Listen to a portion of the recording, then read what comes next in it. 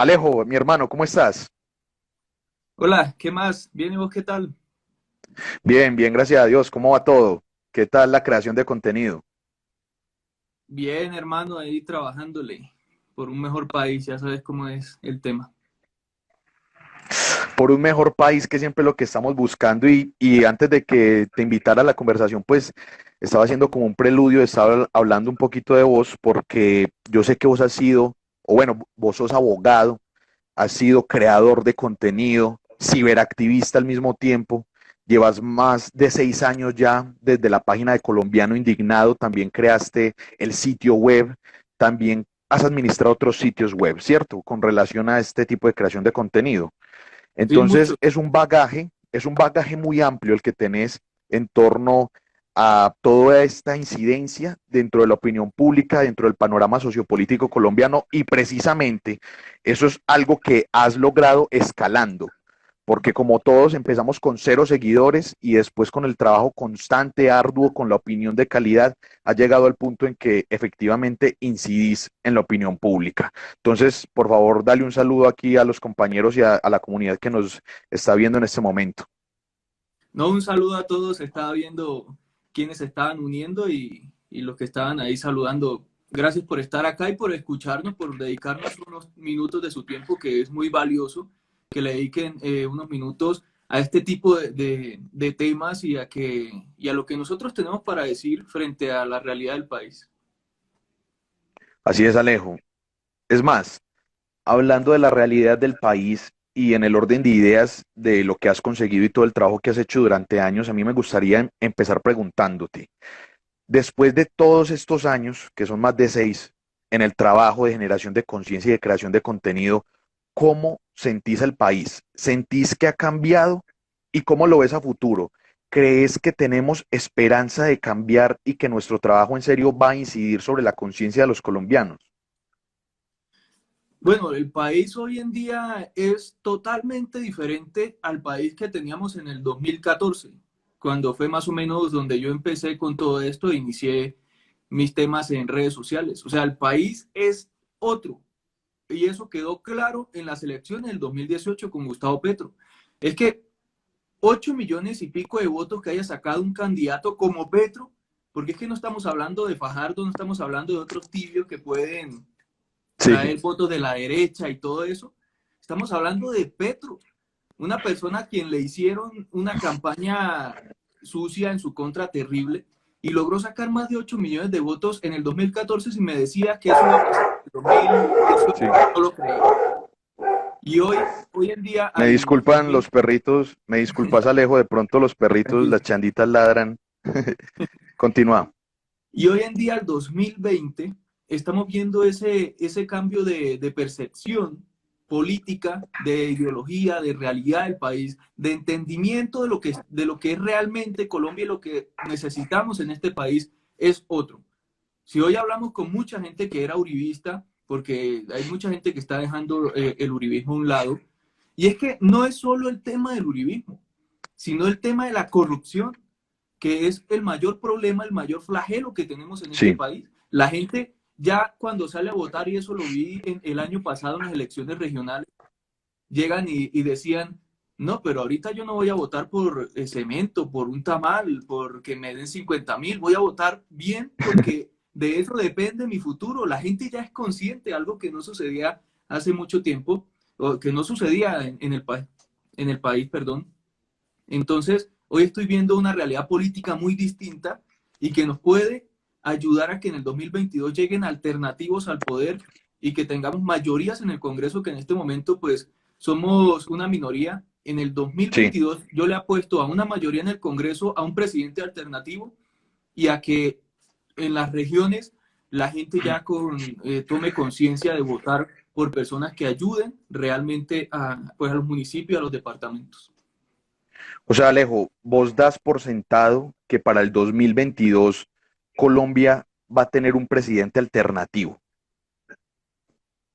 Bueno, me queda muy difícil darlo por sentado porque Sí, ya sabemos bueno, cómo actúan las maquinarias entiendo. políticas en este país. No sabemos qué puedan hacer. Es que puede suceder cualquier cosa. Pueden matar a alguien. Eso es la historia de este país. Nos Así pueden es. quitar al alternativo. Entonces, lo que está sucediendo del 2018, 8 millones de votos de Petro, y todavía 4 años más en donde Duque lo hace mal, el uribismo está perdiendo votación por todos lados, adeptos, tenemos una posibilidad muy grande de tener presidente alternativo. Eso sí.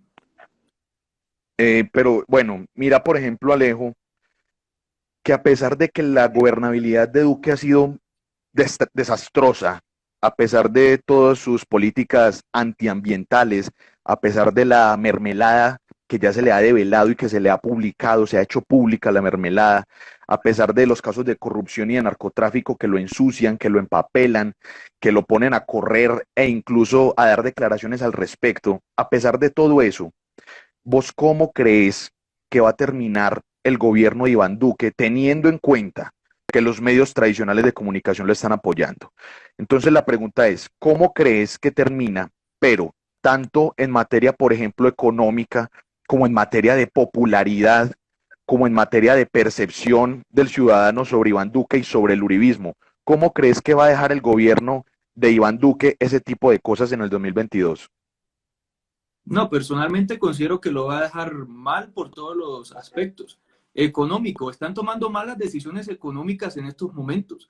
Este es el momento, y esto no lo habla mucha gente, es el momento en que el país debe estar digitalizándose, llegando Correcto. al tema de marketing digital, de programación, debe estar pensando en eso. Hoy esta pandemia nos deja claro que está mandado a recoger el hecho de ¿cómo lo diría?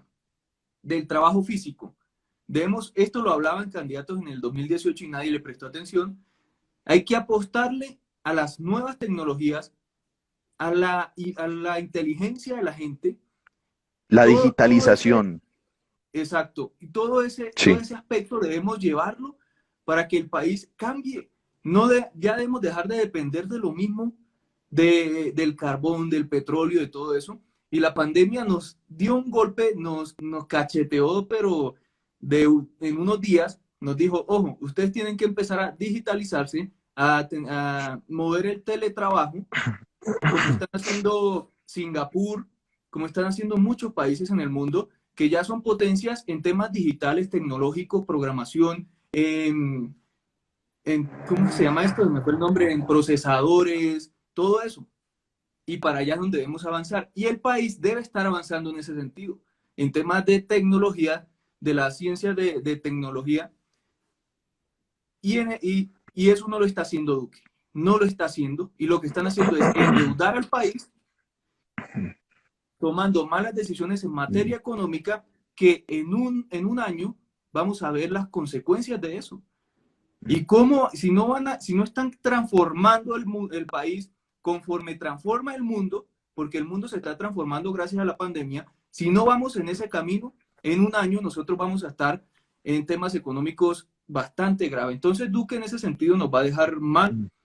Eh, en temas sociales nos va a dejar mal también, porque el hecho de no estar tomando las mejores decisiones en plena pandemia, la gente en unos meses, es que no espero mucho, en noviembre, en diciembre, ya la gente se va a mamar porque no va a tener ni para comer, ni para llevarle a la gente, Claro. a la familia, claro. Entonces van a salir a protestar, le van a pedir al gobierno que ayude en ese sentido. Espérate que vea acá una pregunta, qué pena.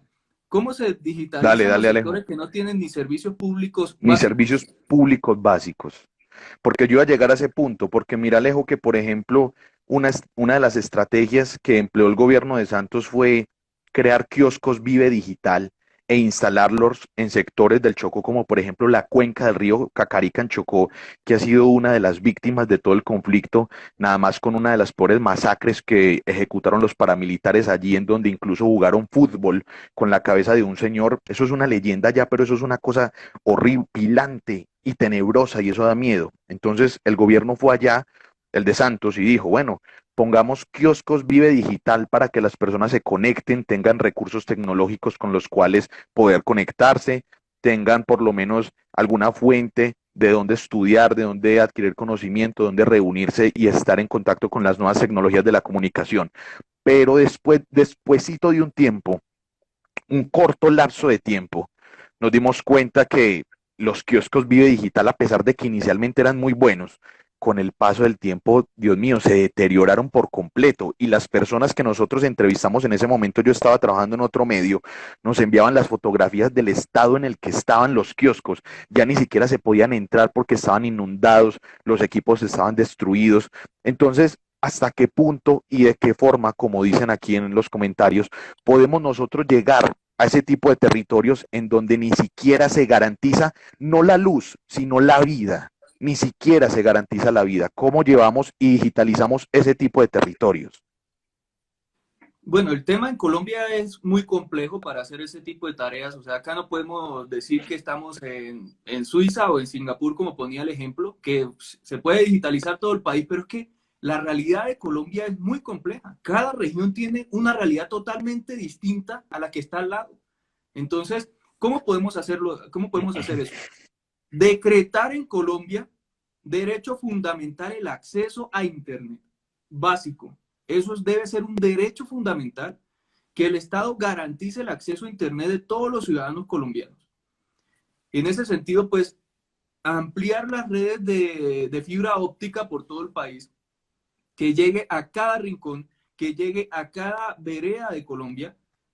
Ese es el inicio. Obviamente es que para hablar de esto debe ser una Sí, tarea como de 10 o 20 años porque tenemos que sí, eliminar sí, sí. la corrupción que se va a robar la plata de esto. ¿Sí? ¿Tú me vas a decir?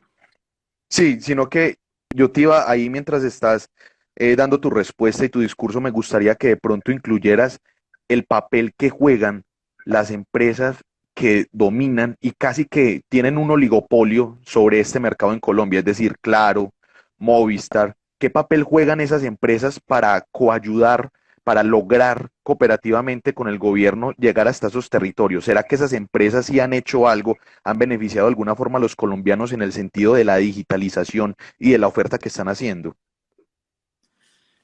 Bueno, lo que pasa es que esas empresas, así como lo dices, tienen un monopolio acá en el país, porque básicamente estamos hablando de, ¿qué? Claro, Movistar, y esos son los que tienen las antenas por todo el país, y de esas se pega Tigo, se pega Avantel, creo que es, y el resto de empresas y utilizan las mismas antenas.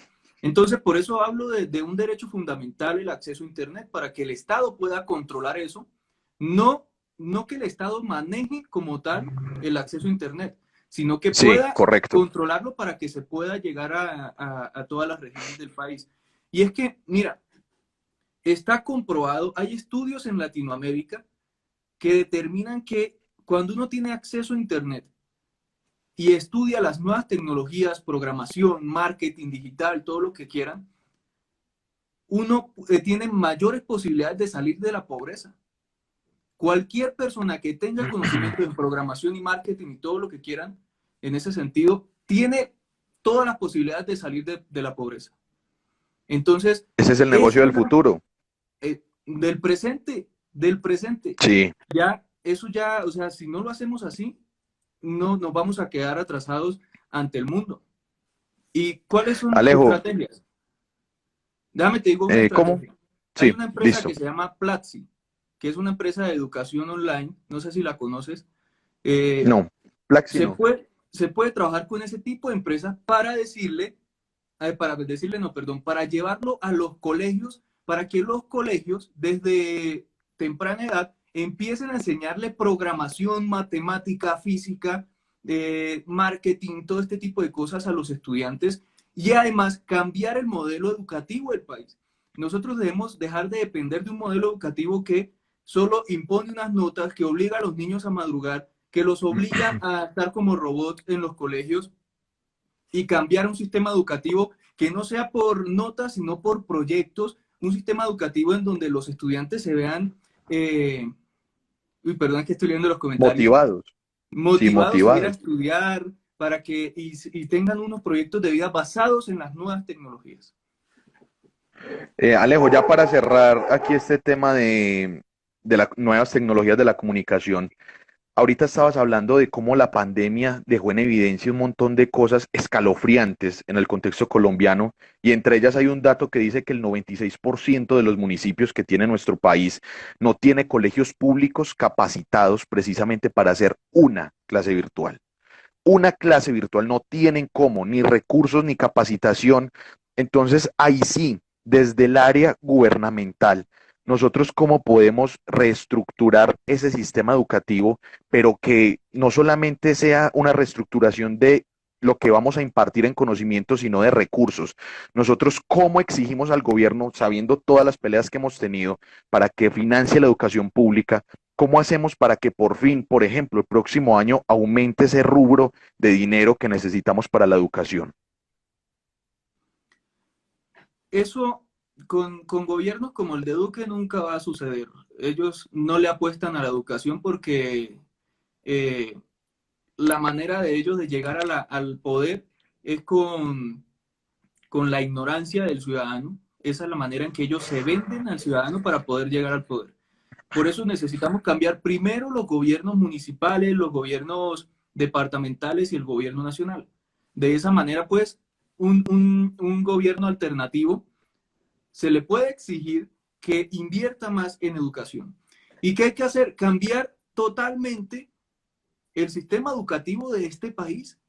Ese sistema educativo está obsoleto, es paupérrimo, como lo decías, no está digitalizado, no está adecuado a las nuevas tecnologías. ¿Cómo es posible?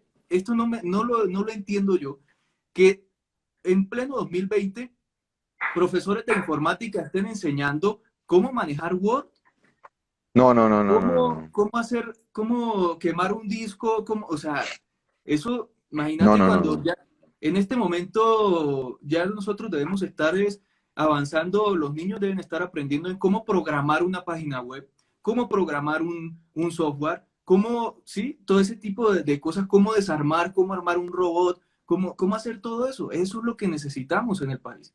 Y para eso hay Correcto. que reestructurar todo el sistema, todo el modelo educativo de Colombia que está obsoleto y no sirve para nada. Está más que comprobado y eso pues obviamente hay un monopolio, un oligopolio detrás de todo esto Sí. que no deja que se modifique ese tema, pero ya necesitamos avanzar. Es que mira, te voy a poner un ejemplo que no recuerdo el nombre del país porque es como muy extraño, está pegadito a Rusia, es un país chiquititico, o sea, eso tiene Sí. no sé, como 1 o 5 millones de habitantes, no tiene nada. Estaban en la inmunda hace unos años, en la inmunda, pero reestructuraron todo, se adecuaron a las nuevas tecnologías y de esa manera hoy son potencia en nuevas tecnologías y son pues un país supremamente millonario hoy en día, igual que Singapur. Singapur, si lo veías hace 40 años, era un país súper pobre en la inmunda, pero ahora como están adecuados al tema de las nuevas tecnologías, es que eso es lo que va, eso saca a la gente de pobre. Háganme caso y los que están acá viendo esto, Sí, empiecen a estudiar las nuevas tecnologías. Eso es así es. supremamente primordial. Los que están presentes, y gracias Alejo por incluir a los espectadores, no solamente darnos la pelea en este caso por la digitalización de todo el país, sino como dice Alejo, empezar nosotros mismos a conocer las nuevas tecnologías de la comunicación y a hacer uso de ellas.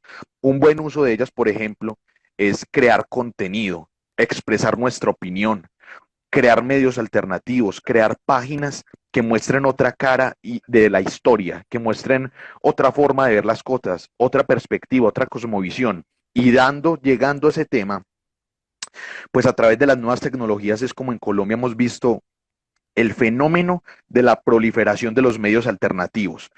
Pero lo que estamos viendo con los medios alternativos es que hay una pelea y hay un juicio desde la opinión pública en donde no solamente los están estigmatizando, sino que los están criminalizando. Y viene, por ejemplo, Vicky Dávila con un tema que no podemos dejar pasar y llama y hace alusión a las personas desde los medios alternativos como una banda, como sicarios, como personas que hacen parte de algo que quiere causar mal y que quiere causar daño, sabiendo que es todo lo contrario. Yo sé que vos, Alejo, te sentiste aludido a los que mencionaron dentro de la banda del pajarito. Es así, ¿cierto? Yo quiero saber, porque supe que estabas hablando al respecto, ¿cuál crees que es ese discurso al que Vicky Dávila está obedeciendo? Hablando de sicariato para personas que solamente están expresando su opinión, hablando de bandas que quieren hacer daño para personas que solamente quieren generar conciencia. Vicky Dávila, ¿a qué discurso político e ideológico está obedeciendo y por qué? Mira, sí hay un discurso ideológico y político detrás de ella, obviamente hay intereses de todo tipo, más que todo por lo de la Sí, revista Semana, que hay que recordar que los Gilinski dijeron que se iban a volver el Fox colombiano y eso se sí, deriva en que se vuelvan un medio de comunicación de la ultraderecha, de propaganda, propagandista ultraderechista, como le decían algunos. Entonces, pero esa es la base. Lo que hoy el discurso de Vicky Dávila se basa más en el miedo de los medios de comunicación tradicionales de perder esa hegemonía de la información en el país.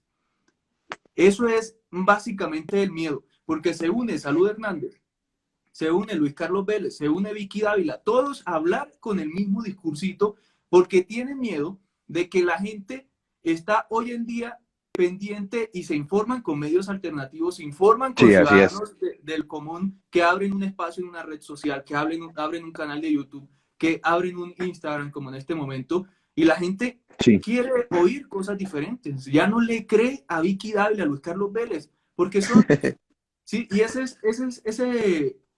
hegemonía de esos medios tradicionales se están viendo amenazados porque en la era de Uribe, digamos, 2012 para atrás, por dar una fecha, los medios de comunicación tradicionales hasta ponían presidentes, ponían gobernadores, senadores, todo lo que quisieran. Y tenían un poder ahí detrás de la información. ¿Y quiénes son los dueños de los medios tradicionales en el país? Pues los grandes multimillonarios que financian las claro que campañas sí. políticas Sí, sí, sí, como, sí. sí, como Luis Carlos, se me fue el Sarmiento Sarmiento Angulo. Angulo, claro. Entonces, ellos están viendo amenazados todo eso por estos comunicadores alternativos, porque muchos ni somos periodistas, somos ciudadanos del común con algo que decir. Entonces, ese es más un miedo de esta gente. Por eso ya está pidiendo que se censuren los medios de comunicación alternativos, que se censuren las redes sociales, y por eso llama a todo el mundo sicario cuando la critican a ella o está en contra del uribismo. Eh, Alejo, veo que mencionaste, por ejemplo, Luis Carlos, veo que mencionaste a Salud Hernández. A mí me gustaría que me mencionaras por lo menos 5 periodistas que podamos decir son personajes de verdad explícitamente serviles al sistema político y económico tradicional de Colombia que acabaste de mencionar, que siempre ha tenido la hegemonía de la información. Nómbrame 5 periodistas, Alejo, que vos digas son serviles a estos sistemas que nosotros queremos modificar porque miren cómo tienen el país. Bueno, pues están esos tres que son como la cara visible de los lamezuelas del gobierno. Está Hassan Nazar, cuando estaba Claudia Gurizati, que ya se fue del país, creo que está en España. Esa era, o sea, Claudia Gurizati, esa sí era tremenda. Ya hay 5. Pero ¿qué otro te podría Sí, decir? De medios tradicionales, ¿no? Pues con esos 5 nos con daríamos esos un 5 equipo. basta. Pero déjame leer un comentario acá. Claro, Alguien, claro que sí. Canelita 1216 dice, yo no soy socialista ni petrista, solo una persona cansada de que nos sigan robando y matando y le pide a alguien que está ahí troleando que se salga. Así estamos muchos, o sea, muchos no somos ni socialistas, ni comunistas, ni todo eso que nos dicen, ni petristas. Mucha gente estamos cansados de tanta corrupción, de tanta violencia y de ese berraco discurso de guerra que tiene este sector político del uribismo. Entonces, esa es la realidad de ahorita de la mayoría de los ciudadanos. Estamos mamados de eso. Y no quiere decir que seamos castrochavistas y que seamos petristas y todo eso que nos quieren encasillar, no. Somos ciudadanos independientes, mamados de tanta corrupción y violencia. Sí. Eso es una realidad. Claro que sí, esa realidad es precisamente que nos quieren limitar porque nosotros queremos acabar con lo que a fin de cuentas ha financiado su discurso, ha financiado sus elecciones, ha financiado la vida y ha financiado ese sistema, la vida y la perpetuación de ese sistema maligno que es la guerra. Nosotros queremos acabar con la guerra. Pero antes de eso, Alejo, estabas mencionando que, bueno, hay una persecución en contra de las personas que simplemente expresan su opinión sin importar si son periodistas o no, porque incluso con este estado de excepción en el que nos encontramos de la pandemia, encontraron un borrador de decreto que prácticamente lo que quería hacer era silenciar, acallar, borrar cualquier voz de oposición que se presentara, ya fuera en sitios web, en redes sociales, en canales de televisión, en cualquier medio de comunicación, en contra del gobierno o en contra de alguna de las actitudes o de las operaciones que el gobierno estaría ejecutando. Entonces, teniendo en cuenta ese borrador de decreto que explícitamente quería censurar, teniendo en cuenta el debate que plantea en la opinión pública Vicky Dávila con la banda del pajarito y la criminalización de todas las personas que expresan su opinión, ¿cómo nosotros, como ciberactivistas, como creadores de contenido, o simplemente como personas que quieran expresar su opinión, ya sea en un comentario o en un video en redes sociales, cómo podemos enfrentar ese panorama de censura que es casi inminente en Colombia en este momento? Bueno, nosotros que estamos ahí en las redes sociales debemos empezar a movilizar a la gente y visibilizar todo este tipo de acciones que quiere imponer el gobierno, que quiere imponer el Congreso, porque el uribismo ya pasó un proyecto de ley, por si mucha gente no lo sabe, que es para censurar las redes sociales y censurar a la gente en estos medios nuevos de comunicación que es Internet. Entonces, ¿Sabes hay cómo se que, llama ese proyecto, Alejo? Ese proyecto de ley, para que las personas lo busquen o cómo pueden buscarlo no, para enterarse más sobre él. pero voy a buscarlo. Estábamos hablando qué día de eso en las redes sociales con María José Pizarro, la congresista, pero Sí. porque apenas, o sea, está tan oculto eso que poco se conoce sobre el tema, pero yo creo que ahorita en la próxima legislatura ya se empieza a tocar ese tema. Entonces toca empezar a movilizar la ciudadanía para visibilizar todo esto, y hay mucha gente que dice que las redes sociales no tienen poder, y sí lo tienen. Con las redes sociales se ha logrado echar para Así atrás es. decisiones presidenciales, temas en el gobierno, todo eso, y gracias a las redes sociales, por eso hay que empezarnos a movilizar por estos medios y hacer visible todo esto, para evitar que nos vayan a censurar, porque eso es lo que buscan. Alejo, acabas de mencionar una palabra clave que es movilización. ¿Crees que nosotros como ciudadanos debemos movilizarnos, dado el caso de que se apruebe un proyecto de censura explícita como el que estás mencionando en este momento? ¿Tendríamos que salir a las calles los colombianos a rechazar ese proyecto de censura? Sí, hay que salir a las calles, estoy de acuerdo con eso. Sin embargo, cuando el hecho de salir a las calles también hay que hacer pedagogía en todo el país. Porque es que mira, ¿qué sucede con las marchas? Mientras acá en Bogotá la gente sale y marcha, somos que el 21 de noviembre fue cuando salimos Sí, la mayoría de del año ciudadanos a calle, pasado. salimos como 500.000 personas. Yo prácticamente vi, o sea, casi toda la séptima llena de colombianos protestando. Pero ¿qué pasa? Si salimos acá en Bogotá a marchar, la gente en Nariño, la gente en Tumaco, la gente en el Catatumbo, la gente en Chocó, en La Guajira, ellos allá no tienen ni siquiera, no entienden, no, perdón, no entienden, no tienen conocimiento de lo que está sucediendo y por qué se está luchando acá en Bogotá. Entonces, ¿qué hay que hacer? Armar como unos planes que tengan que ver con los territorios y que dejar esa centralización que todo acá se quiere manejar, sino en los territorios empezar a hacer De, pedagogía con los sí, sí. ciudadanos, para que ellos empiecen a entender qué está pasando, por qué la gente en Bogotá está marchando, por qué la gente en las capitales de determinados departamentos, porque no en todas, en Cali, Barranquilla, por qué están marchando. Esa pedagogía es importantísima y de esa manera si empezamos a movilizar a la gente. Ahorita, en plena emergencia de pandemia, no quiero invitar a nadie a movilizar. O sea, yo sé que hay gente que está queriendo movilizarse. Personalmente, esto es una concepción personal, no es. Sí, sí, Yo está bien, considero por supuesto. que ahorita, sí, considero que ahorita no deberíamos salir a marchar porque es un peligro, no hay que poner en riesgo la vida de nadie. Pero más adelante sí considero que hay que salir y evitar que esto suceda. Pero Alejo, quiero hacer énfasis sobre lo que estás diciendo porque pues sabemos que esto es una coyuntura que se sale de las manos y obviamente Ujú. es muy respetable la opinión que las personas tengan sobre eso, pero quiero hablar del el énfasis estructural que le estás dando a la manifestación en este momento.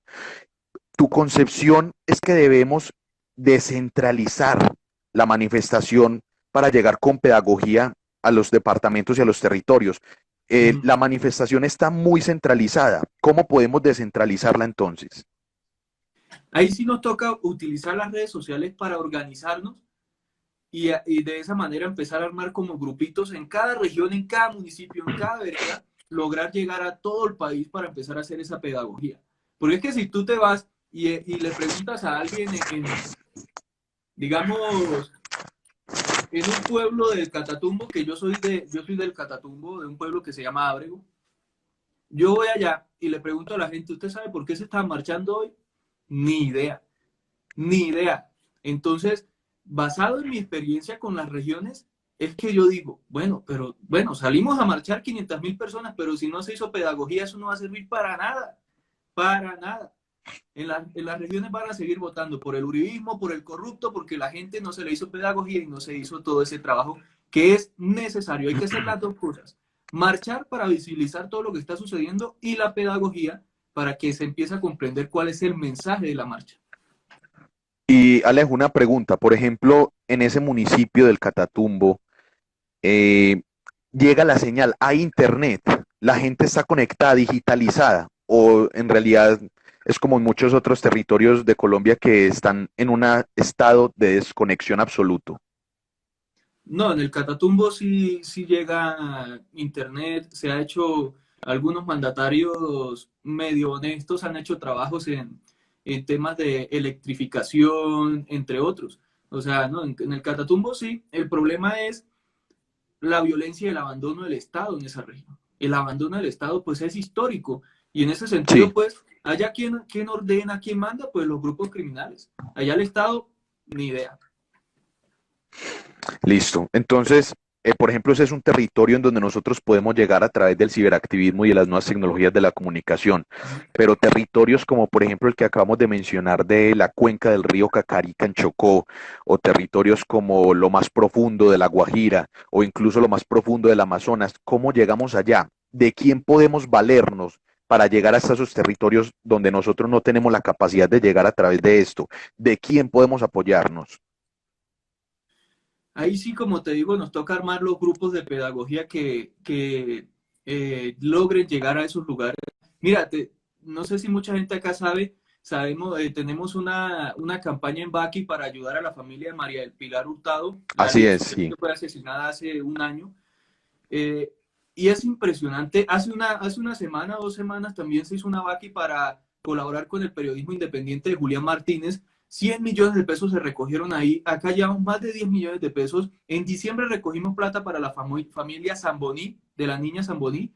Se recogieron más de 40 millones de pesos. Entonces, hay mucha ciudadanía consciente y a través de esa financiación se puede ayudar para que lleguen grupos de pedagogía a esos lugares y empezar a cambiar la Excelente. realidad. Porque es que la corrupción es la que ayuda a que no llegue educación de calidad y a que no llegue internet, ni a que no llegue luz, a que no llegue agua.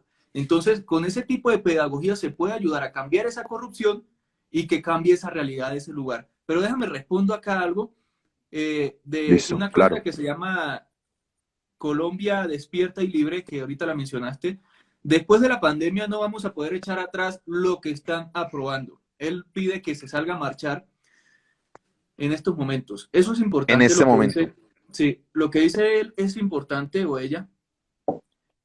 ¿Y qué debemos hacer para evitar que nos sigan metiendo gato por liebre con todo esto de los decretos? Está hacer activismo en las redes sociales. Mira que el decreto ese era un decreto borrador el que iba Sí, sí, a sí, sí. censurar las redes sociales.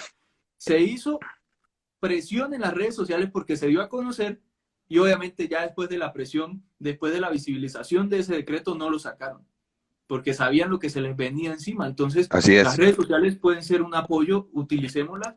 Yo sé que puede ser tarde después, pero es que, a ver, considero que es muy peligroso salir. O sea, sería, digamos, salen 20.000 personas, se ponen en riesgo la vida de 20.000 personas. después puede ser un problema. O sea, eso es una concepción personal. Hay mucha gente que quiere salir a marchar, están en todo su derecho, nadie se los puede prohibir. Es algo personal.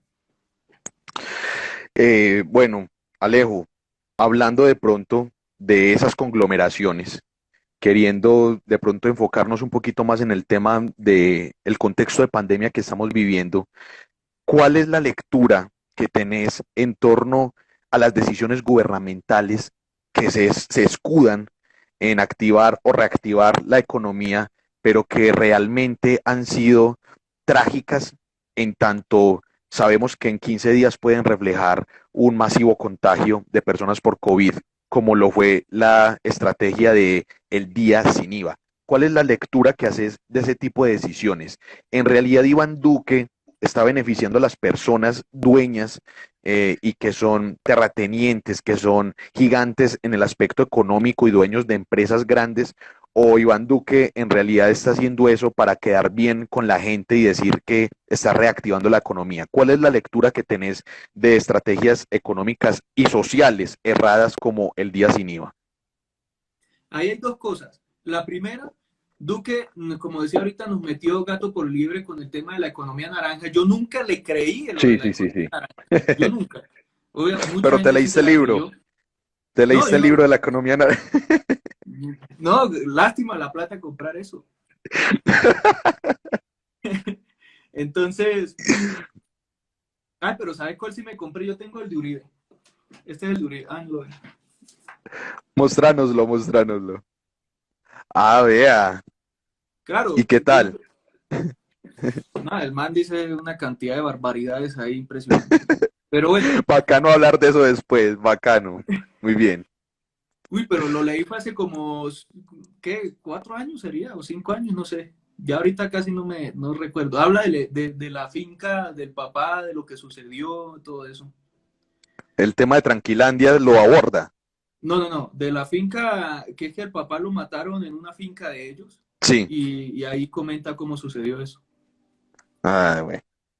Entonces Entonces, continúa Alejo con el tema de las decisiones gubernamentales. las dos cosas. Lo primero, la economía naranja. Sí. Supuestamente Duque iba a iniciar un proceso de transformación digital y tecnológica en el país con la supuesta economía naranja. No sucedió, no ha sucedido y no va a suceder. Eso es una realidad. Entonces, ¿a qué lleva eso? A que hoy en día la gente, en lugar de comprar por internet, prefiera salir a arriesgar su vida a comprar un televisor, aunque se podría comprar por internet.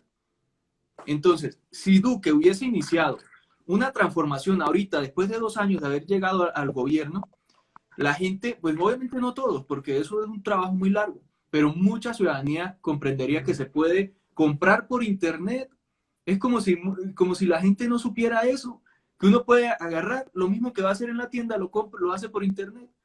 Y Sí. eso fue, ¿cómo será de mal estructurado y elaborado este tema del día sin IVA? Que un día antes del día sin IVA estaban emitiendo decretos sobre la regulación del día sin IVA.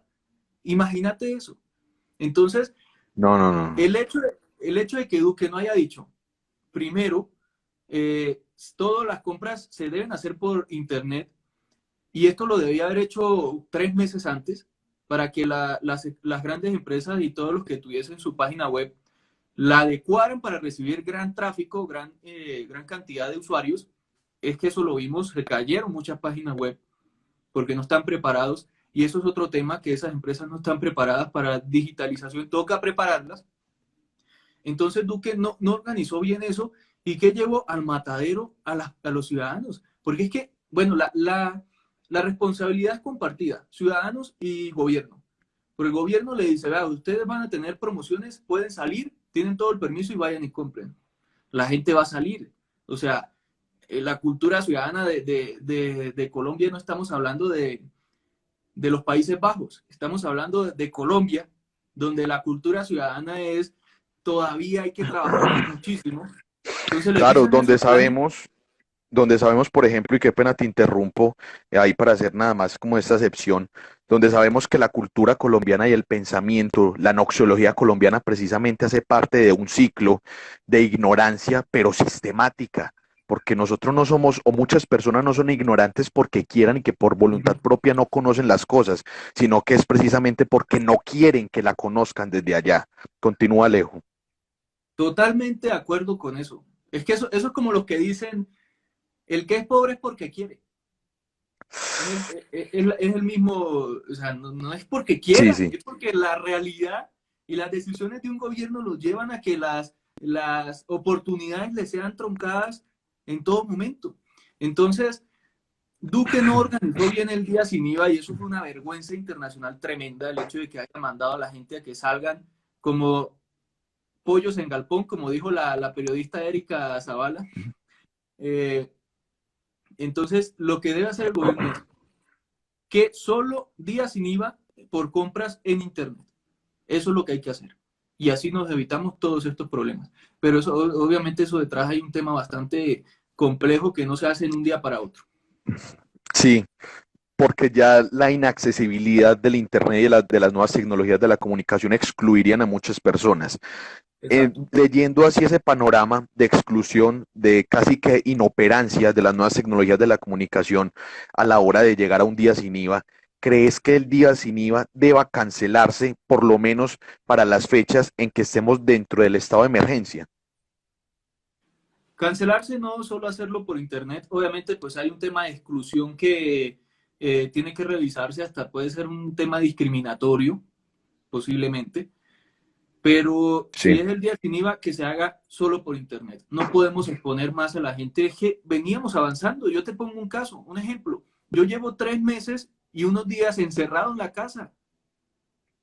Tengo la posibilidad de estar en mi casa encerrado y acá he estado. Entonces, si yo veo que duro 3 meses en la casa encerrado y Duque va y manda a todo el mundo para la gente y veo que todo el mundo está para la calle y veo que todo el mundo está en la calle, y que el contagio se va a expandir exponencialmente por el país, yo digo, pero ¿y entonces yo para qué dure 3 meses encerrado en la casa?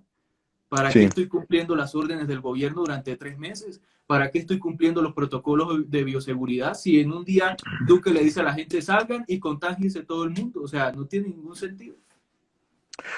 Lo mismo ocurre, por ejemplo, en Medellín, que de respeto de protocolos cero. Aquí la policía en realidad es muy selectiva a la hora de aplicar autoridad. Y entonces los fines de semana, nada más este fin de semana que fue el Día del Padre, yo salí a la calle más o menos a las 7 de la noche a pasear mis perros, que los escuchaste ahorita ladrando, son muy escandalosos. Y cuando llego a la calle, hice el símil, parecía 24 de diciembre, en serio, sin mentir, parecía un 24 de diciembre, porque habían fiestas en todos los lugares, pero bueno, no nos extendamos más ahí porque ya solamente nos quedan 15 minuticos y la hora pasa muy rápido. Entonces, Alejo, hagamos acá una dinámica cortica y en la última palabra que te voy a mencionar ya vamos a ahondar otro poquito. Lo que vamos a hacer es que te voy a mencionar una palabra, puede ser un personaje, puede ser un hecho, puede ser un caso en específico y la única condición es que por favor me respondas lo más rápido posible y lo primero que se te venga a la mente sobre esa persona, ese caso o ese hecho. ¿Listo? Listo. Si quieres podemos profundizar. Si tenés algo que decir más profundo sobre alguna de esas cosas, entonces decís, paremos aquí un minutico y ahondamos, pero la idea es que sea rápido. ¿Listo? ¿Preparado? Hágale. Bueno, Jair Bolsonaro, Ignorancia. supuesto cartel del COVID-19 en Colombia, Corrupción. Clan Geneco, Paramilitarismo. Juan Piz González, Irrupción. Daniel Mendoza, Eh, innovación. ELN, Pasado. El pasado de Colombia. cadena perpetua para violadores, Populismo punitivo. hijos de Juan Manuel Santos, Cinismo. Noticias RCN, Amarillismo. Antanas Mocus, Mm, uy. Diferente. Ernesto Yamjure. Ernesto Yamjure. Desagradable. El Catatumbo. Uy, lo que se me viene con mi tierra es abandono estatal. Federico Gutiérrez. Fico. Oportunista. Sergio Fajardo, se parecen. Sí, eso es oportunista y Fajardo inservible. Y bueno, ya por última, y en esta sí quiero que nos extendamos un poquito más, Marta Lucía Ramírez. Incoherencia. Usted dice, Alejo, que Marta Lucía Ramírez, por ser una vicepresidenta, por ejemplo, nada más dándole un adjetivo incoherente, debería renunciar en este momento. No, no en este momento, hace mucho tiempo. Es que Marta Lucía Ramírez es todo lo que representa todo lo que está mal en un mandatario. O sea, nos oculta lo del hermano. Tiene relaciones dudosas con Memo Fantasma, su marido y toda esta situación. Y algo supremamente grave que sucedió ayer, que se dio difusión, pero la gente no lo sabe, mucha gente no lo sabe. Marta Lucía Ramírez representa el machismo en este país. Así Lo es. retrógrado en este país. Ayer yo a veces escucho el programa ese inservible de Duque, el aló presidente, y yo estaba, o sea, no lo estaba viendo, estaba simplemente escuchando, y habla Marta Lucía y dice, es que los hombres de la casa con esta cuarentena se dieron cuenta la importancia de que la mujer tenga lavadora, tenga secador, y yo, Dios mío, esta mujer representa a las mujeres del país. Eso a mí me pareció inaudito y yo dije, no, esta señora no debe estar ahí. No debe estar ahí. Vea, yo te voy a confesar algo. Sí, a mí, claro.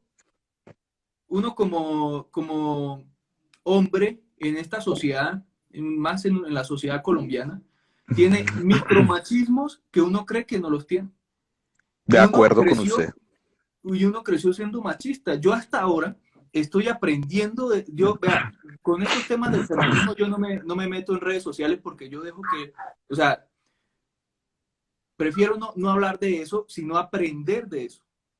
Todos los días aprendo de todo lo que hablan ahí. Muchas mujeres abanderadas del feminismo que hablan cosas muy importantes que toda la sociedad, todo el mundo debería estar pendiente de eso y aprender de esas mujeres.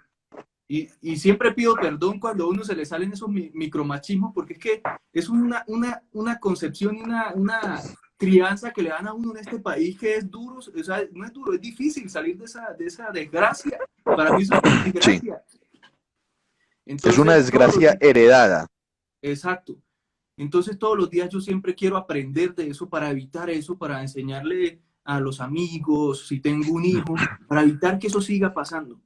Entonces, esa lucha que dan las mujeres es impresionante y nos lleva a reflexionar y a aprender que hoy en día me siento como honrado de presenciar esa lucha que están dando.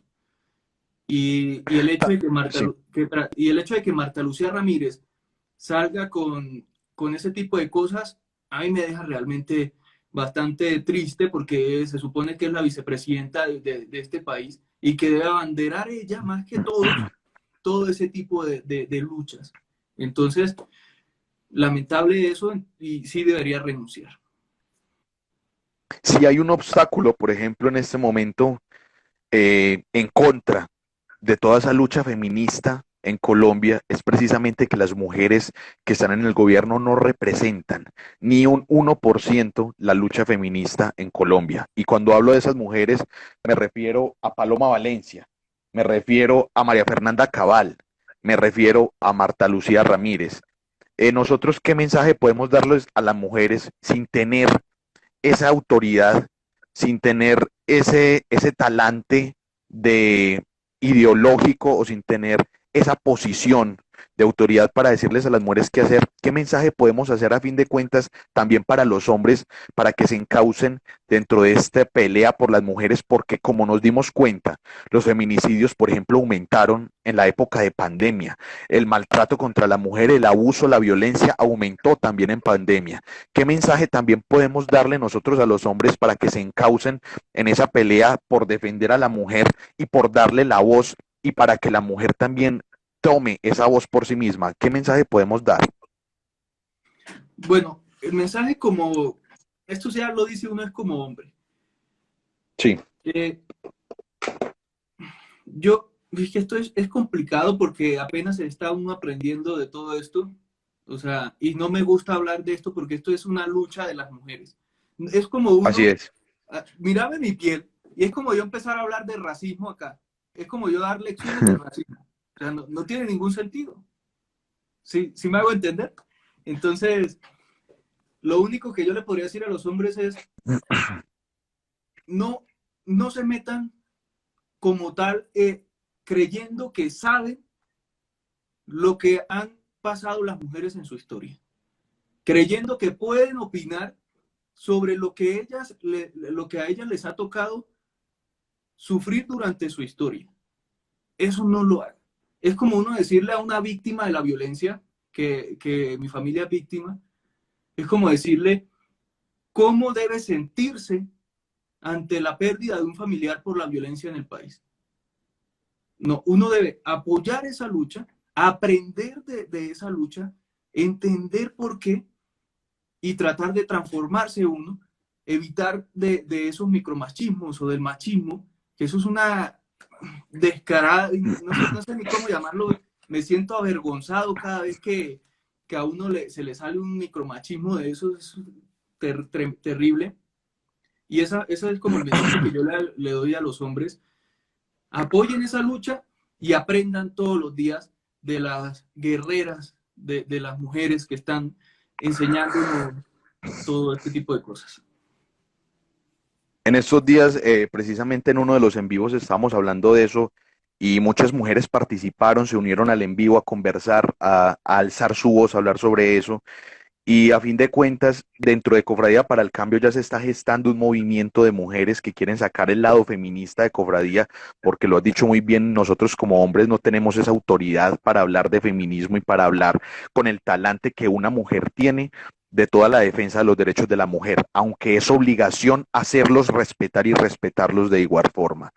Entonces, Alejo, ya nada más nos quedan 5 minuticos del en vivo. Muchísimas gracias por la entrevista.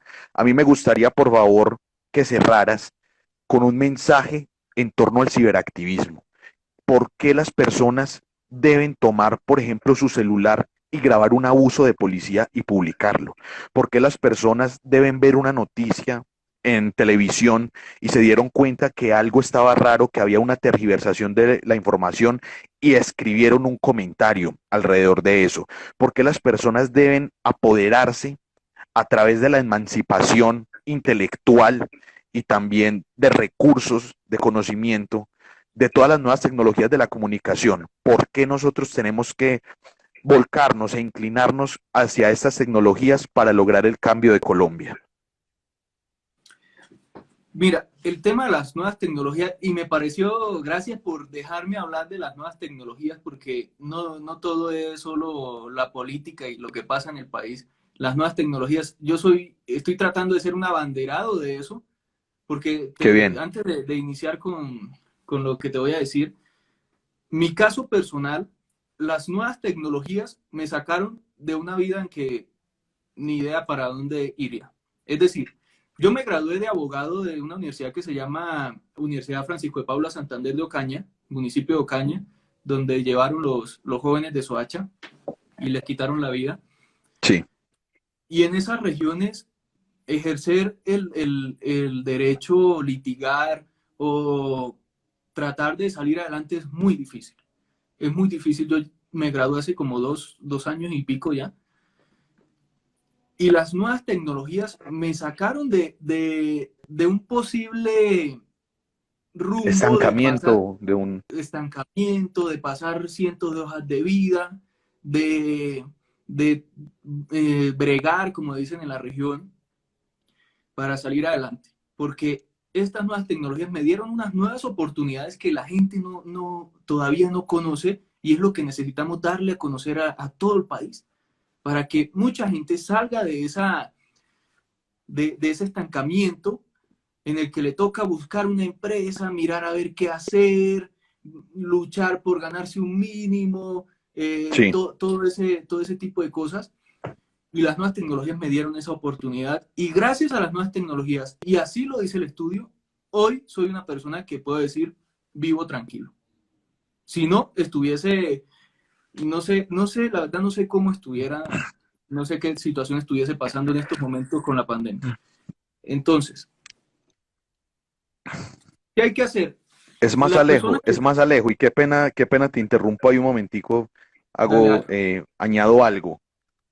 Es más, nosotros somos privilegiados, sin ser los privilegiados del país, somos privilegiados en este momento por poder conectarnos a través de este medio. ¿Cuántas personas no querrían ver este en vivo, escuchar los pensamientos que tenés acerca de las nuevas tecnologías de la comunicación en el panorama sociopolítico colombiano y no tienen un celular o no tienen internet para conectarse a este en vivo? Nosotros que lo tenemos es que tenemos que aprovecharlo al máximo y precisamente hacer que estas tecnologías lleguen a ese tipo de territorios para que esas personas también puedan aprovecharlo. Continúa, Alejo, por favor. Exactamente. Y gracias a eso, y las personas que tienen el acceso, ahorita nos están viendo 48 personas, y más adelante me imagino que vas a resubir el en vivo en otras redes sociales, según te entendí. Sí, Eh, Todas estas personas que van a ver este en vivo, por favor, apoyen los medios independientes, apoyen yo no les llamo periodistas, sino comunicadores políticos, sociales, líderes sociales que están en las redes sociales, apoyémoslos. ciberactivistas. Los Así ciberactivistas, es. como se les llama ahorita, para que el mensaje llegue más allá. Mira, es que también hay muchas regiones en donde no llega internet y las personas no tienen acceso a un celular, pero en estos momentos hay muchísima gente que uno creería que no, pero tiene un smartphone y tiene la posibilidad de ver redes sociales, de ver Facebook, de ver YouTube. Twitter casi no se usa en regiones así, sino Facebook y YouTube más que Sí, así todo. es. Y esa es la manera en que Nos vamos a queda un tratar de... minutico, Alejo, qué pena te interrumpo, nos queda un minutico. Listo, vale. Y de esa manera vamos a transformar el país, movilizándonos a través de las redes sociales y visibilizando toda la corrupción y visibilizando todo lo que hace este país. Y ese apoyo tan grande que nos dan los ciudadanos, que agradecemos de todo corazón, es que vamos a lograr que este país cambie. Así es. Qué buen mensaje final, Alejo, porque el ciberactivismo es lo que nos permite a nosotros estar dialogando aquí. Muchísimas gracias de verdad por hacer parte de esto, por conversar y por darnos nuestra opinión y espero que nos podamos ver en un futuro y volver a conversar sobre estos temas. Gracias por la invitación y gracias a todos los que están acá en este momento y los que vieron este programa. Muchas gracias a los espectadores, entonces estamos hablando y conciencia social siempre, Alejo. Muchas gracias. Así es. Hasta luego.